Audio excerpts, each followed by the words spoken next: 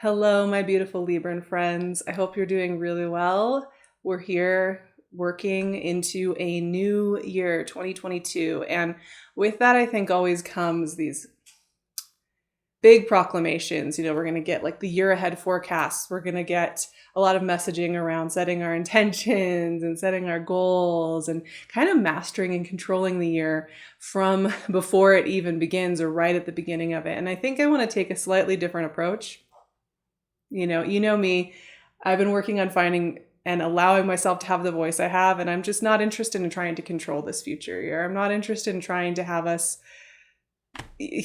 have it pinned down and perfect and have all our resolutions figured out, all our like intentions and all our goals for the year figured out. I think instead, what I want January to be for us is to take our time and look around.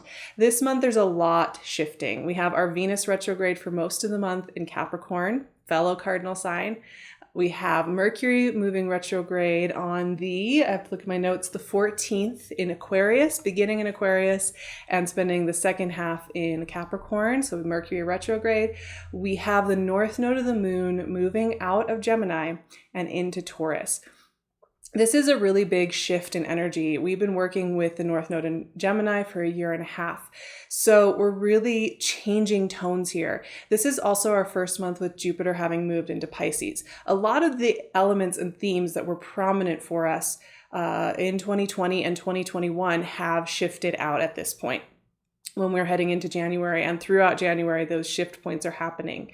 Venus retrograde is also a time of rebirth and renewal and reinvention. So you can see how this time is a time to kind of get curious about our becoming rather than kind of latching on to what we think we need to be for this whole year and just watching ourselves in the process of these shiftings. Now for you Librans, this is really interesting time.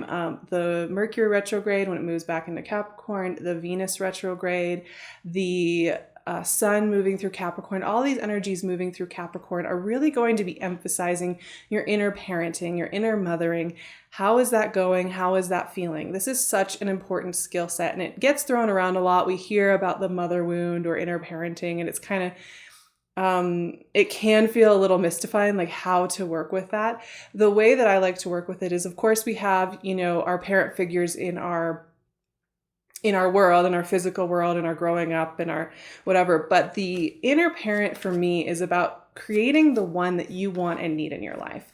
And this is a creative, integrative process that goes on internally and is something fun to explore and to build and construct and make.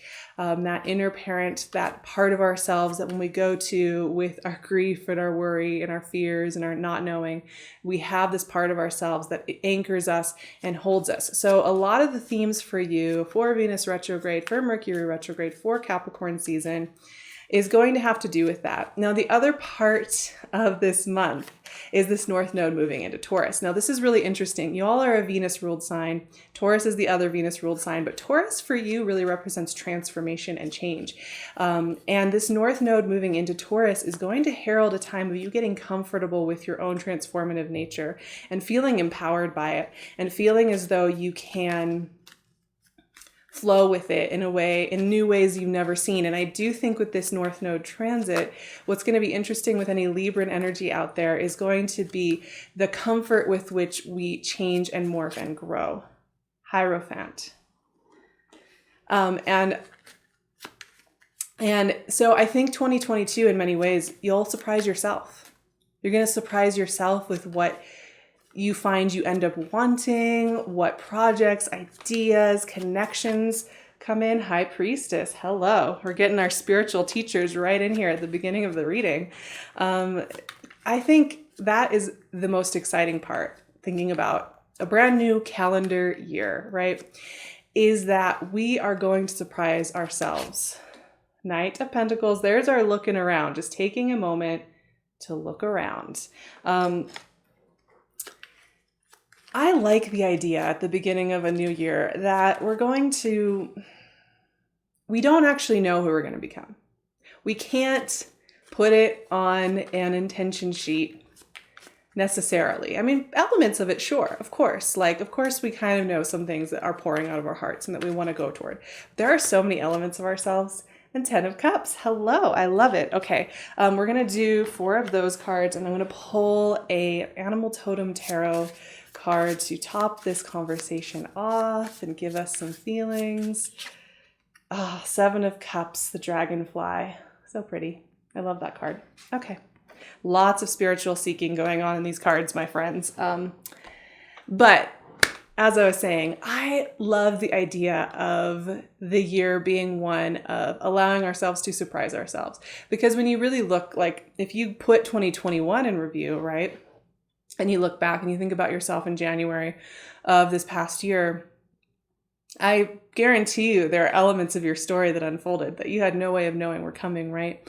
And that can kind of be intimidating sometimes, obviously, because we also get thrown for loops in life that are not exactly what we wanted, right? But I think there's an exciting element, a creative element, and an open element to it. And that's what I want us to kind of shake off all the pressures of January and get more into a curious state of knowing that we aren't going to be able to pin down this year ahead of time. So let's talk about these cards. They're really interesting. This is beautiful energy. First of all, there's a lot of support here. There's a lot of joy and support here, but there's also a lot of internal reflection going on. The Hierophant and the High Priestess. I mean, these two are counterparts, actually. They are both the kind of, I guess you call them gatekeepers, but they're like kind of the figures that stand at the doorway to knowledge. They are both sitting between their pillars.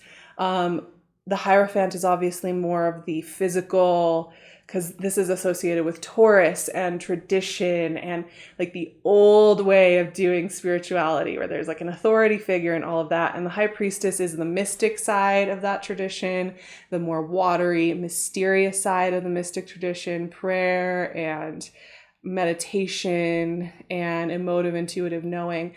But regardless, both of these are they herald a deep sense of spiritual recognition, a process of going through a spiritual journey, of processing who we are now within that, and really reflecting on what it means to be on a spiritual journey. What does that feel like? What does that look like? So these ask you to go deep and ask some deep questions about what is really coming with you on the ride. I think these cards also say that when you're looking for the go-ahead, the green light, the yes to come from the external world, you're looking for that authority figure to tell you you're allowed to do this, or you're beautiful enough, or you're talented enough to put your work out there. When you're looking for those constant external signs all the time, you'll never be satisfied. So the Hierophant and the High Priestess are about really embracing that you are going to know what's best for you when you sit with yourself. These are about meditation. These are about entering the mystic wonder of our own beingness. So these can be a little esoteric at times, but also they're reminding you that you can't keep looking to somebody else to tell you that you're ready or you're allowed or it's time or you can take up space. You have to find that within yourself. With that, we do have this Knight of Pentacles. And the Knight of Pentacles is actually an energy I love because this is about taking the time to observe the elements around us.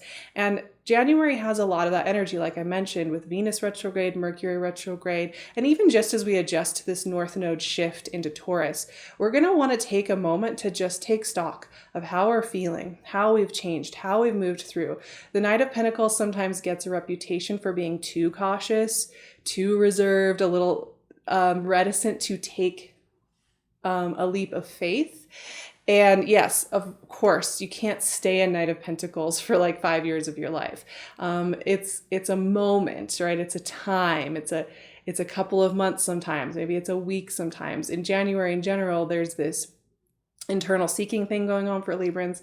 And the Knight of Pentacles is a time to assess, to look around, to get your feet under you, to understand where it is you want to head, to really take stock of your environment, what's working for you, and your resources and your energy levels, all of that. And I think the Knight of Pentacles, when you are ready to make those steps, you feel very prepared. Yes, we don't want to get stuck in this energy. Yes, we want to still make sure that we are allowing ourselves to leave our comfort zone. But it's okay to do your research. It's okay to, like I said, just take stock of who and where you are in this moment in time, how you're feeling coming into a new year, where you want to take your energy, and like listen, hear yourself, really, really hear yourself, which sounds like really basic advice, but so often I have found that we are very good at deceiving ourselves about what it is that is true. We're scared to face some of our truths, like about a project that we want to leave behind, a relationship we want to change, or how our tastes or our desires or our dreams have changed. It can be very intimidating and a little nerve-wracking to really say and admit the things that are true about how we've been changing. And I think these first 3 cards are saying that there are some important things about how you have shifted and changed and where you're wanting life to take you, that you might be a little nervous to really sit down with and go through and figure out, but that you're also longing to do. Now, here's the thing. By the end of the month, we're getting this 10 of Cups energy, which I just love. 10 of Cups, can't argue with that, right? This is obviously a card of culmination when it comes to relationships, love, connection, support. This is when we get to a point where we have been on a journey. We have been on a journey with a partner, with a friendship, with a community, with an identity, and it's had its ups and downs. It's had its mysteries. It's had its unknowns, and then it's had its beautiful moment of realizing you've grown together. The 10 of Cups to me is something that's based on a much bigger journey, not just on a whirlwind romance or on a really quick and fast project, but something that has been building for a long time and culminating in something that's meaningful. And why this card is so meaningful in the rejoicing is that it wasn't always an easy road. It wasn't always clear cut and fun. And so being able to stand there for a moment and just take in the feat and the power of that process and that journey is a sense of graduation. It's a sense of accomplishments, a sense of self-respect. And there's something here that's culminating for you. There's something here that you are coming into fully. And this is a process that I think is going to be happening all through January. And even I think at the beginning of January, you may be feeling a little bit more confused, not really knowing how it's all going to play out. But by the end of January, something comes together, is the sense I'm getting in this process. And I think the more you relax, and I mean relax as in don't strain your mental muscles, like squinting your eyes to try and see everything. Try when you're feeling that sense of control to relax, to breathe, to just let your mind kind of soften out a little bit. 7 of Cups is our Animal Totem Tarot message. This is the dragonfly. And the thing with the 7 of Cups energy is this is about reaching up into the energetic world, reaching into the energetic world, reaching into your dreams, reaching into the unseen hidden order of things, and looking around, connecting in, and then bringing it back to the physical. And I think 7 of Cups to me represents so perfectly what January is about for Librans, which is about that mystic stepping through those doorways that we had with the Hierophant and the High Priestess, right? Stepping through those doors, exploring your spirituality, exploring your soul, reconnecting, with your meditation, with your prayer, with all of that, reinvigorating the sense of mystery of this life, tapping into what it is that wants to be born through you and anchoring it down into the physical. So again and again, you're going to find that you're called to check in with yourself. Check in with your innate knowing, with your spirit, with your soul, as a way to move forward. So don't discount that, because it can be very easy to say, if I could just take the practical actions and just get it moving, then I'll have the answers. Sometimes we have to remember, just sit down for 5 minutes, maybe even 2 minutes, feel through our bodies, feel through our spirits, then know how to act. And there's just a reminder here of that. But also there is something important getting coming to culmination, coming to fruition, coming to clarity, getting anchored in the real world. So it's not just about sitting there and meditating all of January. There is another element to this, which is this becoming, there's something culminating and connecting and collaborating and coming together that I'm just really noticing in the progression of January. So it's really cool to see that process happening with you all.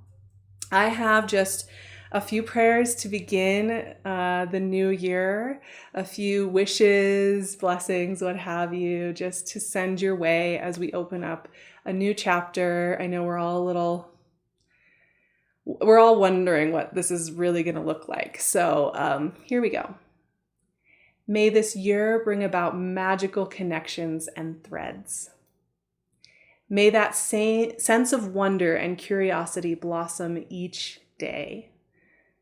May your path be filled with beauty and love, and may there be ease and joy.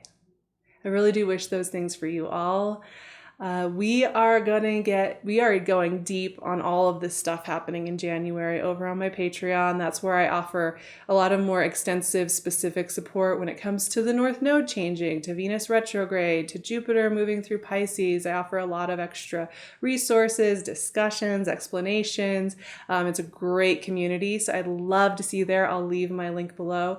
And there's only one true Sarah Vrba on Instagram. There's imposters everywhere. So that's at Sarah Vrba. I will also leave that handle in the description so you know exactly who to follow if you're looking to follow anybody else who's trying to follow you claiming they're me. They are imposters, and you can also find me on my website. So I'll leave all that info in the description box so you know where to find me. Let me know how you're feeling about this new year and how your January is going.